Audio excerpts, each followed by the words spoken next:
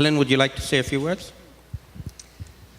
Well, I think 2015 is an incredibly important year, the most important year really for bringing a lot of things together across the global agenda since the Millennium Declaration. Why do I say that? Because we've got 3 big global agreements to be finalised, and we have 4 events. And let's start with the March event in Japan, the Third World Conference on Disaster Reduction. Most of the world's disasters are actually related to weather. Absolutely. It's the other side of the coin from talking about climate change adaptation. So very important to be bringing that notion of disaster risk reduction together with adaptation and how we fund the greater resilience of communities to dramatic and more severe climate events. And the good news is that the thinking around this is sort of permeating into the proposals for the Sustainable Development Goals. What's always worried me with global conferences is you get different sets of ministers going to different conferences and they don't necessarily join the dots. Exactly. But we're starting to see some joining the dots because post-2015 years is so significant. So then we roll on through to July, and there's the conference on financing for development in Addis Ababa. And I think it's really important that this conference takes a big picture view of what we're dealing with. The Sustainable Development Agenda is not the MDG agenda. In a sense, the MDG agenda was about, here's these basic benchmarks, here's where we are, what will it cost to fill these gaps, sort of a gaps analysis and then fill them.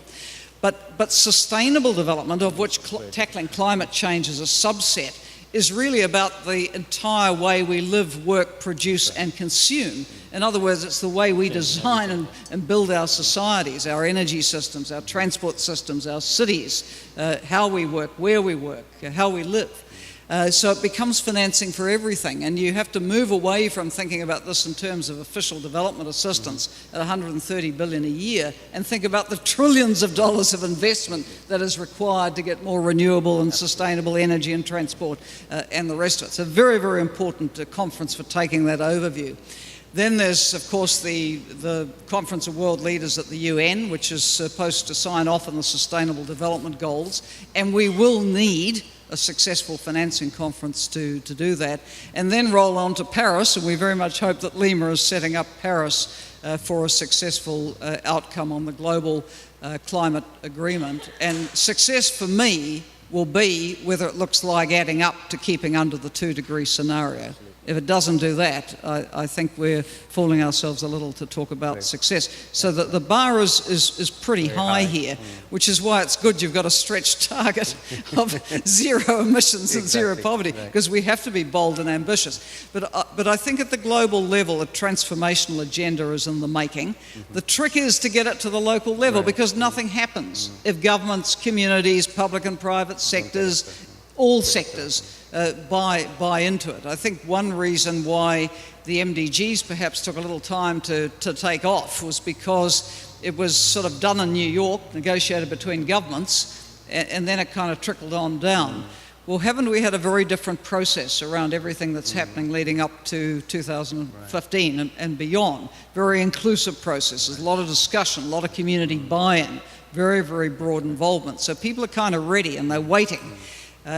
I think I agree with you that in many cases subnational governments, communities, indigenous people, even private sector have moved well ahead of where many governments are at.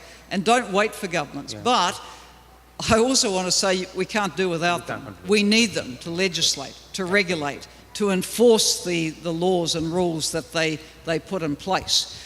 At UNDP, like UNEP and FAO, we're very involved with the forests agenda.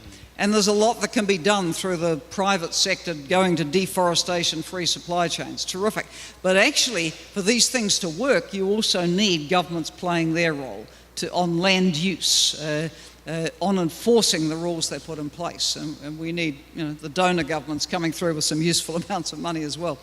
So, all in all, I think there's everything to play for in 2015 that unites these agendas.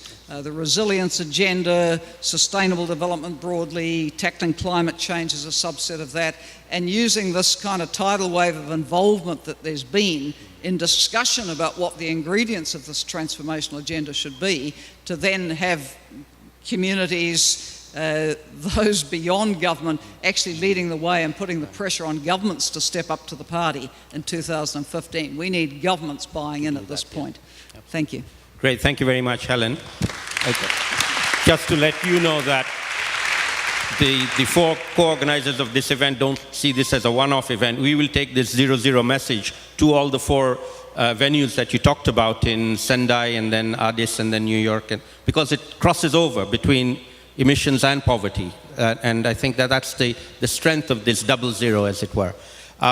With the nudges of the other panelists, I'm going to now ask maybe Maarten to kick off with a question or two, and then we'll open it up to the floor for questions for Helen or the Minister, because they will have to leave in a little while. And then we'll carry on with the rest, if that's okay with you. Maarten, you have a follow-up question?